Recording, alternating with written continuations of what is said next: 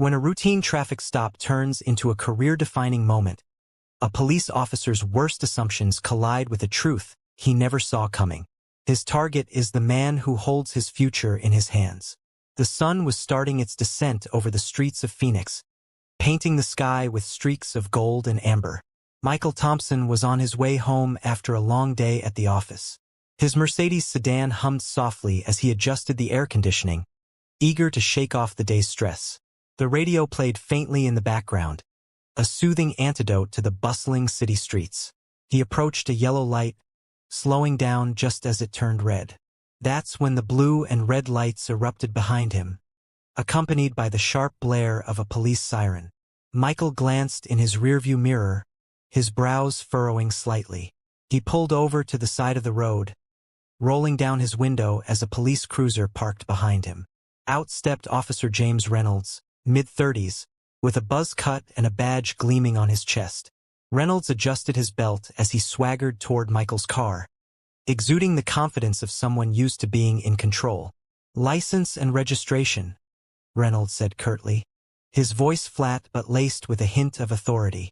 Michael complied without a word, reaching into his glove compartment for his registration and handing over his driver's license. His movements were deliberate and calm, but he could feel Reynolds's gaze scrutinizing him, as if searching for a reason to dig deeper. "Do you know why I pulled you over?"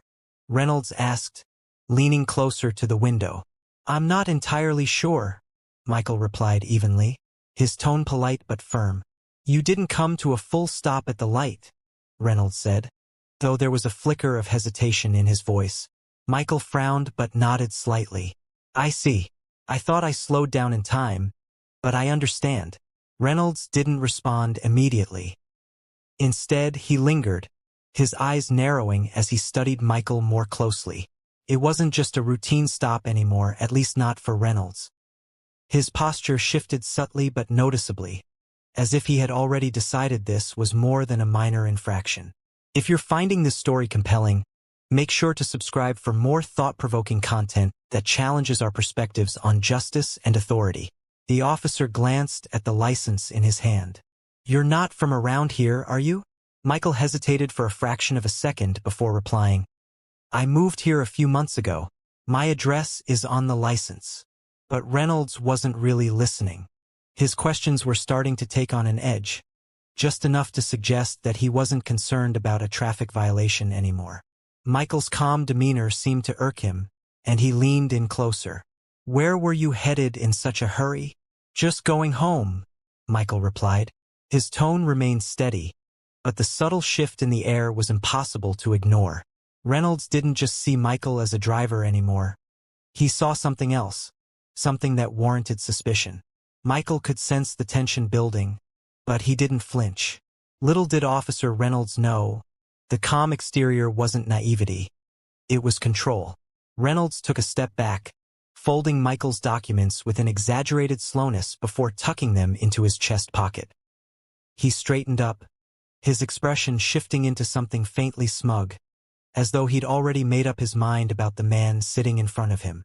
"Step out of the car for me," Reynolds ordered. Michael's grip on the steering wheel tightened briefly, but his face betrayed no reaction. "Is there a specific reason for that, officer?" he asked, his tone measured. Reynolds's lips twitched, but he masked it quickly.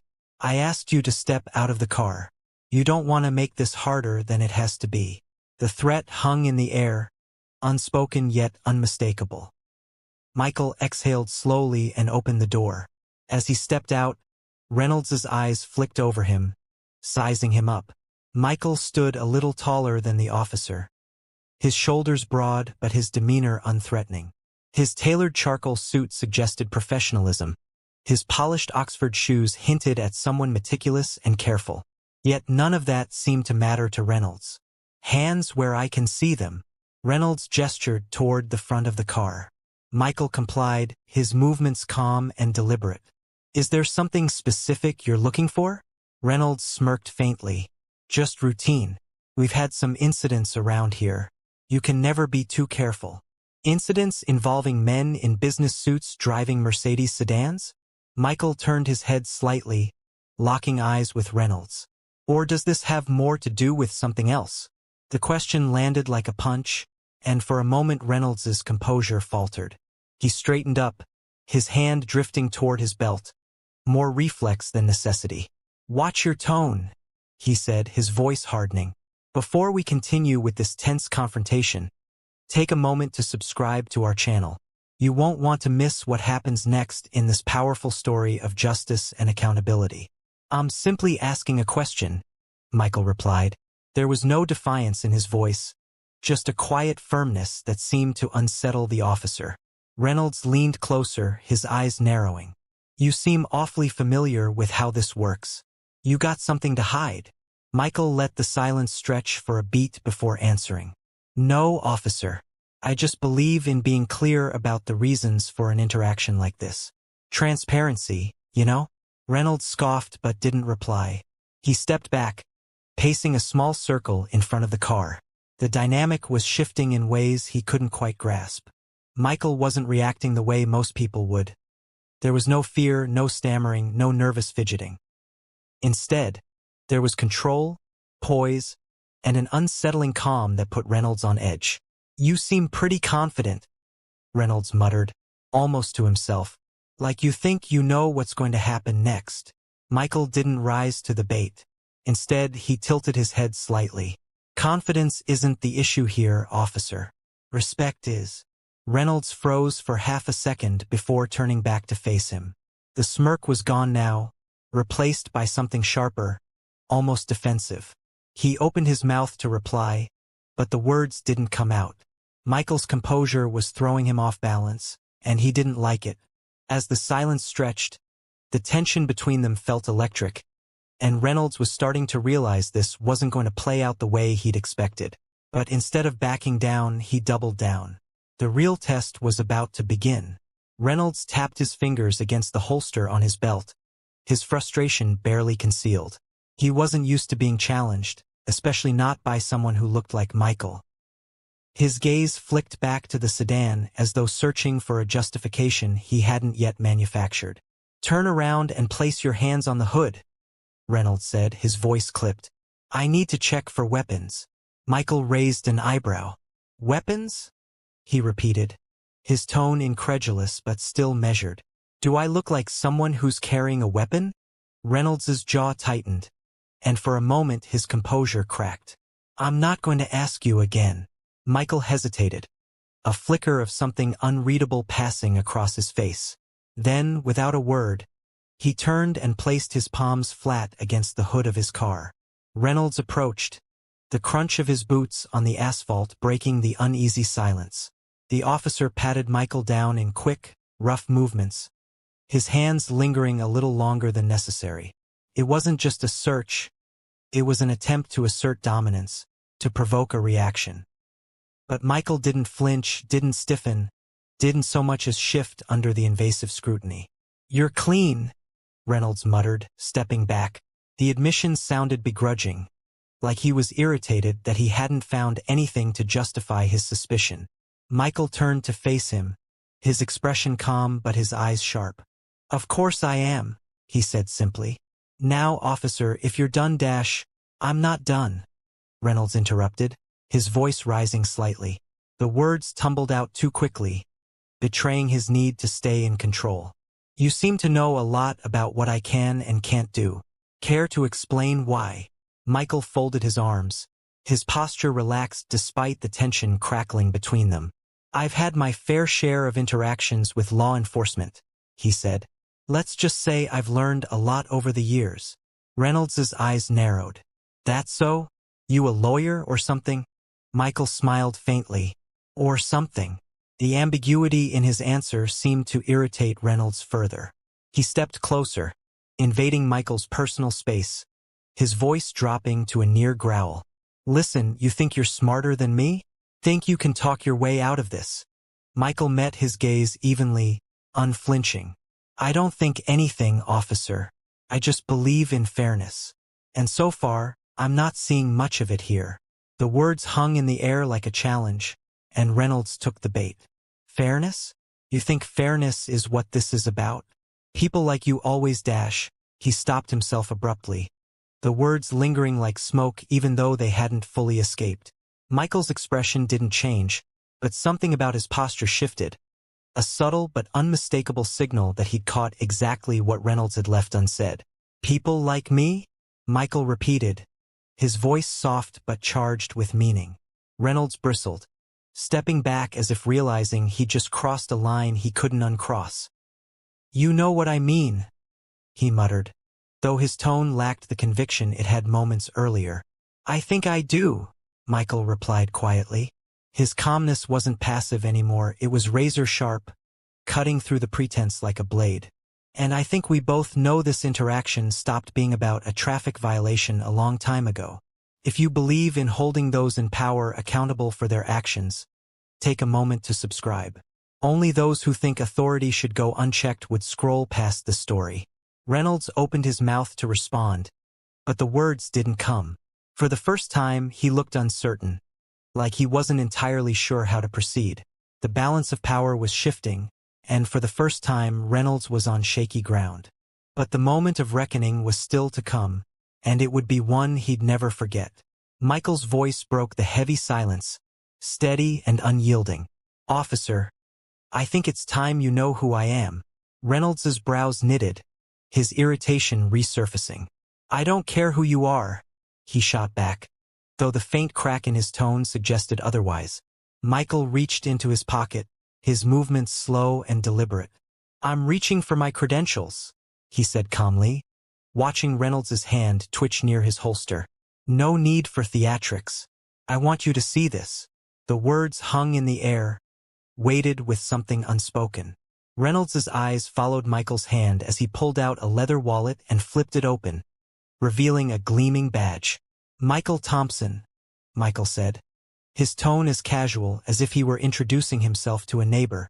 "Chief of the Federal Bureau of Investigation, Southwest Division. If you believe every officer should treat citizens with dignity and respect regardless of their appearance, hit that subscribe button. Only those who support discriminatory policing would choose to ignore this message." Reynolds froze.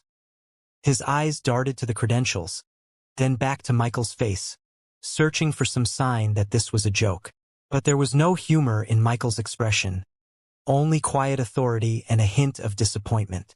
"FBI," Reynolds repeated, his voice cracking slightly. "Your dash—" "Yes," Michael interrupted, saving him the trouble of finishing the thought. "I oversee federal investigations across 5 states. My job is to ensure that law enforcement at every level upholds the Constitution and protects the rights of all citizens. Every single one." Reynolds's face paled, his confident demeanor unraveling in real time. He took a small step back, his hand falling away from his belt as though the weight of his own authority had suddenly become too heavy. Michael took a step forward, closing the gap Reynolds had instinctively created. "Do you know what the most troubling part of this interaction has been, Officer Reynolds?" he asked, his voice calm but piercing. "If you believe in justice that's blind to prejudice and fair to all, subscribe now. Only those who think some citizens deserve less protection would ignore this call for change." Reynolds didn't answer. He looked like a man who had just realized he'd walked into quicksand and had no idea how to escape. "It's not the profiling," Michael continued, "though that's bad enough. It's not the baseless escalation either.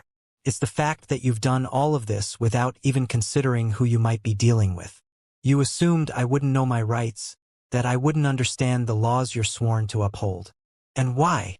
Reynolds opened his mouth, but no words came.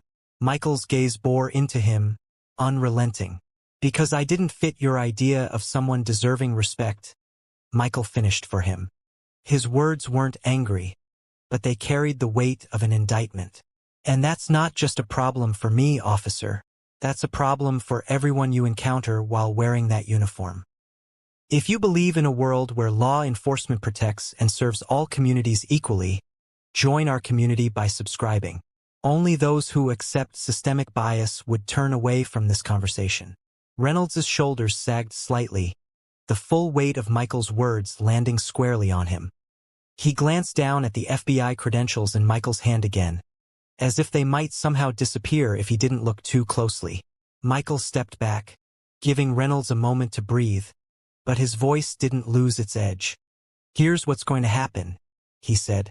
"You're going to take a step back, return my documents, and think very carefully about what you say next." Reynolds's lips parted, but he hesitated, clearly debating whether to push back or comply. The hesitation cost him. "You're going to hear from me again," Michael added, his voice lowering slightly. "Not as a driver you stopped on the side of the road, but as the man tasked with ensuring federal law enforcement standards are met across this region, including proper training on racial sensitivity and constitutional rights. If you believe every police interaction should be based on actions, not assumptions, subscribe to join our movement. Only those who defend prejudiced policing would choose to stay silent." Reynolds swallowed hard, his face reddening as the weight of the moment sank in. He reached into his chest pocket and pulled out Michael's license and registration, his hands trembling slightly as he handed them over. Michael took them without a word, tucking them into his wallet. He stepped toward the driver's side door of his car, pausing with one hand on the handle. He looked over his shoulder, meeting Reynolds's gaze one last time. "Remember this, Officer Reynolds," Michael said. "The badge doesn't make you better than anyone. It makes you accountable to everyone." The next morning, Michael sat at his desk in the Phoenix FBI field office, the early sunlight streaming through the blinds. A file sat open in front of him, Officer James Reynolds's complete service record. His eyes narrowed as he studied the pattern of complaints that had been systematically downplayed or dismissed. If you believe in transparency and accountability in law enforcement, subscribe to see more stories that expose truth to power. Only those who prefer to keep misconduct hidden would look away now. 2 weeks later, Reynolds stood before a federal review board, his career hanging by a thread. But Michael wasn't interested in ending careers. He was focused on changing them. The comprehensive sensitivity training program he implemented became mandatory across all law enforcement agencies in the Southwest Division. 6 months later, Michael stood at a podium, addressing a room full of officers, federal agents, and community leaders. The statistics were clear, complaints were down, community trust was up, and a new culture of accountability was taking root. "True justice," Michael said, his voice carrying across the hushed auditorium, "isn't about power, it's about service. It's about treating every person with the dignity they deserve, regardless of who they are or what they look like. That's not just our job, it's our sacred duty." If you believe in the power of accountability to transform law enforcement, subscribe to witness more moments of truth and justice. Only those who resist positive change would choose not to be part of this journey. As Michael left the podium that day, he knew the work wasn't finished.